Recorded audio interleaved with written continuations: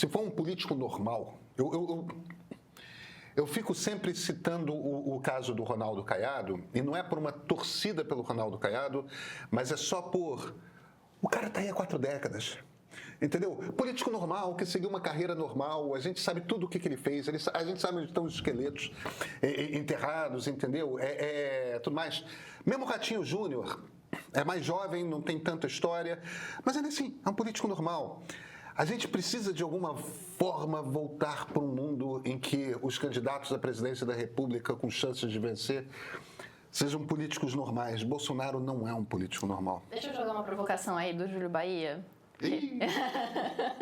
Ele diz, só falta parar de chamar o Tarcísio de direita tradicional. Ele subir no carro de som e pedir anistia, eu acho delicado, hein? Acho que já... Porque ele não é uma direita tradicional, pegando também a palavra tradicional. Ele se aproxima mais do extremismo nesse caso do que... Não, mas a palavra tradicional é uma coisa engraçada, porque o Tarcísio, como indivíduo, ele não é um cara tradicional. Ele é um sujeito ensaboado e oportunista. Ele serviu à esquerda no governo Lula, no governo da Dilma, depois passou para a direita, ele fica ali do Kassab, ele fica de um lado, ele fica para o outro. Ele não foi deputado, ele não foi senador, ele não foi também... Então é engraçado que ele não é bem tradicional. Mas o fato dele ser oportunista dessa maneira significa que ele também pode ser extremista se ele julgar que ele tem a ganhar com isso, A gente né? pode dizer o seguinte, eu acho que foi o Paulo Henrique que falou aqui, inclusive, assim, o discurso da segurança pública do Tarcísio é fascista. Quando fica pregando o extermínio. Entendeu? Repara o recorte que eu fiz.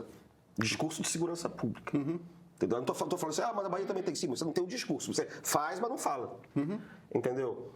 Então ele fica nessa situação, por isso que eu acho que é uma coisa meio complicada. Mas é também por isso que eu acho que o Pedro fala tanto do Caiado.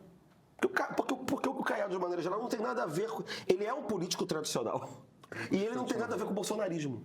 Tirando o fato de que são políticos que estão no espectro da direita, ele é um cara que é anterior ao bolsonarismo, que tem as diferenças com o bolsonarismo, que também puxou o saco do Bolsonaro, né? Especialmente quando percebeu que o Bolsonaro, assim... Tanto que o Bolsonaro nunca ficou perto dele, nunca quis perto, porque sabe que o Caiado não deve nada para ele.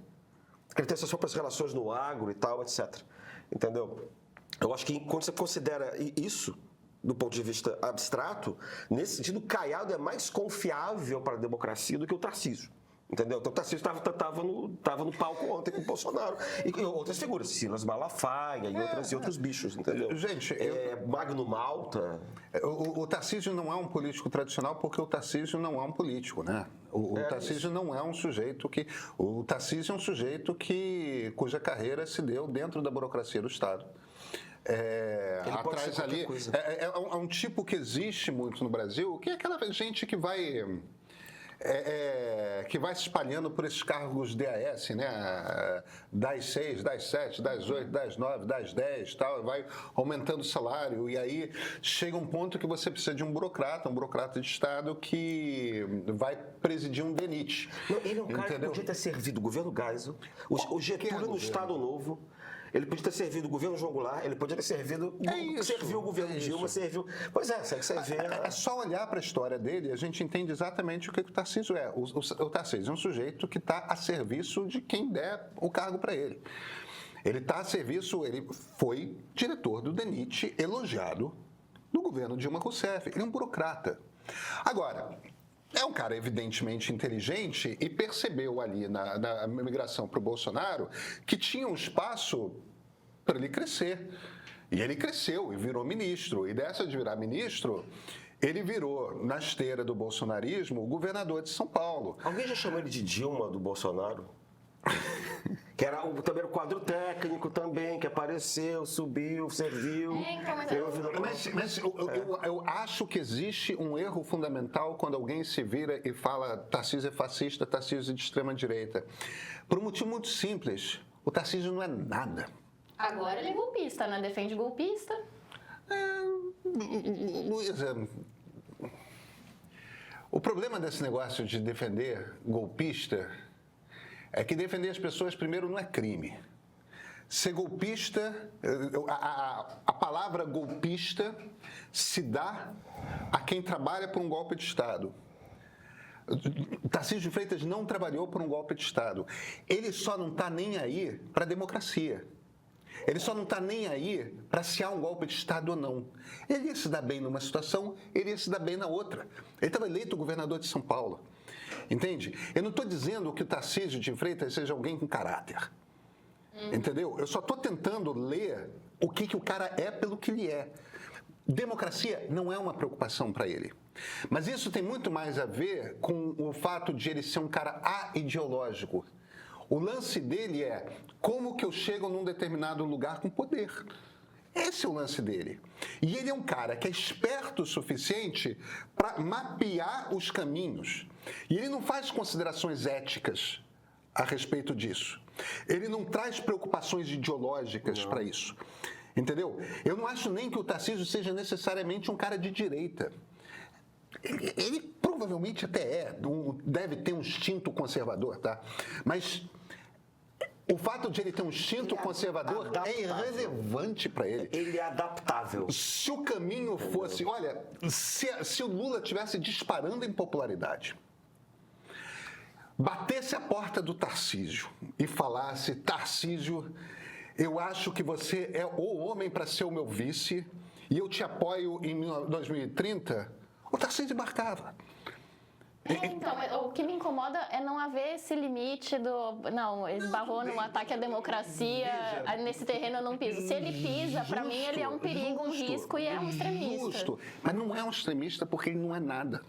Ele não é nada ideologicamente. Jair Bolsonaro é um extremista. Jair Bolsonaro é aquele cara que está dentro da Câmara dos Deputados há 30 anos, entendeu? Falando que tem que matar 30 mil, que tem que torturar comunista, que tem que isso. Isso é um extremista. Não foi 2 semanas atrás, semana passada, que ele estava no evento com o Lula e tratou muito bem, foi a maior cordialidade, não sei o que e tal? Que estavam juntos. Entendeu? Eu estou falando assim, eu como democrata não confio no Tarcísio. Entendeu? Assim, mas não é porque ele é extremista, é porque ele topa tudo por poder. É porque a espinha dele é dobrável. Ele é adaptável. É maleável. Ele não tem espinha. Ele é o político sem nenhum caráter. Ele não tem convicções. É o Macunaíma político. Entendeu? É isso. Ele é o Macunaíma. Ótimo. É o Macunaíma político. Sem o charme, né? Do Macunaíma. Ele não tem nenhum caráter, né? Mas é isso. Eu acho que a melhor explicação para o Tarcísio passa por essa de... Ele não tem caráter, mas não é caráter... Não ter caráter não quer dizer que você seja mau caráter. Quer dizer que você tem a caráter, entendeu? É uma coisa... A ausência dele. Ele é um oportunista absoluto. Ele é um sujeito que ele surfa a onda que estiver passando, entendeu? Por isso que ele não é confiável. Por exemplo, ele pode servir o Estado Novo, pode servir a Dilma, pode servir o Lula, pode servir o Bolsonaro. Aí ele está ali por quê? Por causa que ele quer o saco de voto do Bolsonaro, e o Bolsonaro acha que ele foi ministro. E aí ele tem que ficar fazendo esses acenos. Porque ele tem que apoiar, ele quer pegar aqueles 30% de votos ali da extrema-direita, entendeu? Extrema-direita convicta que eu estou falando. Eu acho que nesse contexto ele também representa um risco democrático, porque se for conveniente para ele, ele pode fazer o que o Bolsonaro fez. Mas eu não... Mas se não for, também não faz. É isso. A gente quer lidar com essa possibilidade, a gente quer arriscar. O Romeu Zema, que, na minha opinião, dos 4 candidatos da direita postos... Quais são os candidatos postos? Eu estou ignorando o Gustavo Lima, tá? Tarcísio, Zema, Caiado, Ratinho. Os únicos candidatos que eu considero ok, tipo, não, isso aqui é Nova República... Tá ali, são o Ratinho e o Caiado. Eu olho para os dois, eu enxergo neles políticos da Nova República. Políticos de direita da Nova República. Eu acho que estão ali na zona de conforto. Entendeu? Vão governar com o Centrão. Vão. Isso eu acho que a gente pode até dizer sobre os outros também. Mas eu acho que a gente já está na zona de desconforto com o Tarcísio e o Zema. O Zema, eu acho que é um cara de uma mediocridade apavorante, tá? Agora, tem muito mais caráter do que o Tarcísio nesse sentido. Por quê? Porque o Zema é sinceramente de direita. Ele acha, inclusive, que é liberal. Ele não tem mais vaga ideia. Ele é empresário de posto de gasolina lá, conservador. Mas a impressão que eu tenho do Zema é que as convicções ideológicas dele, as ideias, os valores que ele traz para a mesa, ele tem muito mais convicção a respeito disso, do que ele acha, em termos de valores políticos, do que o Tarcísio tem. Embora eu ache que o Tarcísio faria um governo melhor do que o Zema, tá? Porque é um poço de mediocridade aquilo ali. Ali a gente está entrando no terreno do risco da incompetência, enquanto que o Tarcísio, pelo menos, é um burocrata que sabe tocar a máquina de Estado, esse tipo de coisa e tal. Com alguma sorte teria um Kassab do lado, etc. Enfim, o ponto é... Eu acho que a gente tem essa discussão mal sobre o Tarcísio, porque as pessoas ficam muito impressionadas. Ah, subiu no carro de som do Bolsonaro. Gente... Luiz Carlos Prestes subiu no palanque para fazer comício junto com Getúlio Vargas em 1951. Entendeu? Mas subiu em 45. Subiu em 45. Subiu em 45. Subiu em 45. E o governo tinha mandado deportar para a mulher dele para o campo de concentração 10 anos antes. Caraca, que época, hein? Eu conheci o Prestes, ali o que bate... eu era criança, evidentemente, mas como tinha um núcleo stalinista da minha família, e ali era um núcleo stalinista de verdade, não era stalinismo Jones Manuel, né? Não era stalinismo de YouTube, era stalinismo a gente mata gente. Como tinha um núcleo stalinista na minha família, eu tive um razoável contato com Prestes na infância e emoção pessoal era irrelevante para ele. É a causa do proletariado, é a causa da revolução.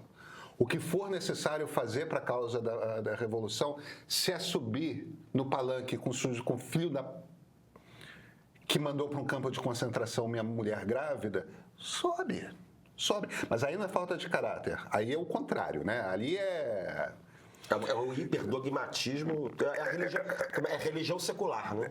É um troço stalinista de verdade, é uma das coisas... como eu convivi com isso dentro de casa, é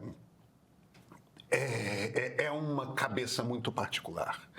É uma cabeça muito particular. Mas ali é ideologia pura, né? Ali, tipo, a crença no que eles acreditam eles são dispostos a morrer por aquele negócio, eles acreditam e mas vão... aí eu acho que é uma ideologia de um tipo tão forte que vira doutrina.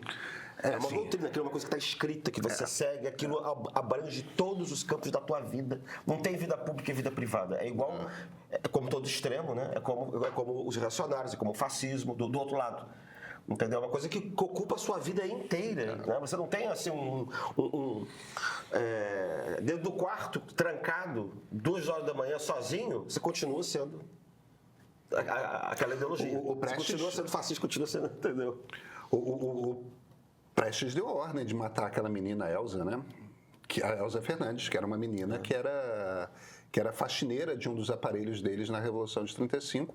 Uma menina de 18 anos, aí um dos caras do partido, um dos dirigentes do partido transou com a menina sabia mais do que devia saber, a menina tinha 16 anos de idade. Não piscou, mata. É um risco a operação, mata. E pronto.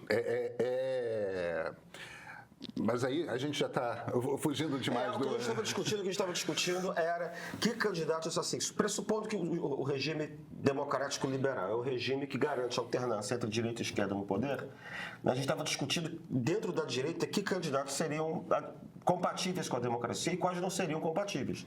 A gente estava discutindo, a gente estava num papo aqui de que o Caiado e o Ratinho, né, Júnior, seriam compatíveis e os demais, né? Qualquer um da família Bolsonaro e o Tarcísio não seriam. Mas o Tarcísio não seria também porque ele é essa geleia, ele é muito plástico, né? Ele é muito adaptável, né? Só uma coisa aqui que a Jade Barreto te corrige, Pedro, diz: eu assisti ao Garota Cancelada, ela tinha 14 anos, então... Jade, você tem toda a razão, muito obrigado pela correção. O Sérgio Rodrigues, nosso amigo jornalista, que é roteirista, inclusive, do nosso documentário sobre democracia, o Sérgio, ele escreveu um livro sobre a Elza e ele localizou, faz pouco tempo, a gente deu com exclusividade no meio, aliás, o filme sobre a Elza Tá no streaming do Meio para vocês assistirem. E o Sérgio chegou a uma coisa que era um mistério, que a gente não sabia qual era a idade da moça que o Prestes mandou matar. E ela tinha 14 anos. De fato, o Sérgio conseguiu descobrir a certidão de nascimento e descobriu também gente da família dela. Ele conversou e tal. É uma história que é um pequeno detalhe, mas fala muito sobre a década de 1930 no Brasil, né? Mas é isso, eu acho que o ponto, o Christian, que a gente estava falando é essencialmente esse. O Tarcísio e o Zema ainda pertencem, e aí eu concordo, o Tarcísio e o Zema ainda pertencem a esse instante de anormalidade da direita brasileira.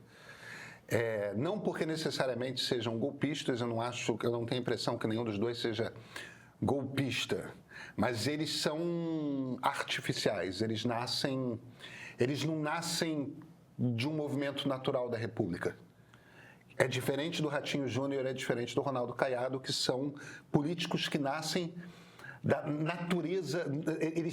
É aquele político que vai construindo a sua carreira dentro da democracia, vai lá, se elege vereador, se elege deputado estadual, monta uma organização da qual ele é líder, ele representa um determinado grupo, tudo mais. Quer dizer, é o jogo da democracia que vai construindo a sua carreira até que te coloca num lugar em que você pode vir a disputar a presidência da República.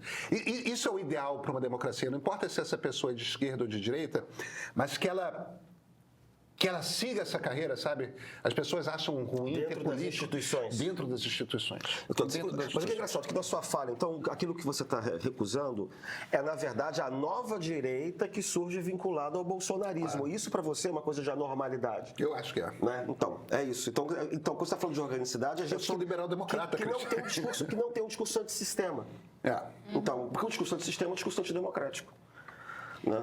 Agora eu queria... O Bolsonaro ontem na manifestação citou nominalmente o Kassab, né? A gente sabe que há umas 2 semanas ele almoçou com o Kassab. Tem 2 semanas? Acho que tem 2 semanas. Ele almoçou com o Kassab para falar sobre anistia. O Kassab, quando foi questionado, disse, veja bem, o partido está dividido. E aí, hein? Kassab não vai se posicionar sobre isso, até porque Kassab não tem nenhuma razão para se posicionar sobre isso. Né? Principalmente com as imagens da manifestação, né? Eu acho que a manifestação flopada para o Kassab significa muito. Significa, para o Kassab é boa notícia. Exatamente. Eu fiz um post sobre isso. Porque ele falou, Bolsonaro diz que Kassab está com ele. Bom, se estava, deve ter acabado de deixar de ficar faz meia hora quando ele viu essa meia dúzia de gado. Quer dizer, de gato pingado. Não é gado pingado, não, gato pingado. Entendeu? Para com isso, que já teve gente aqui falando que voltou 3 vezes a abertura só para ver você dando risada.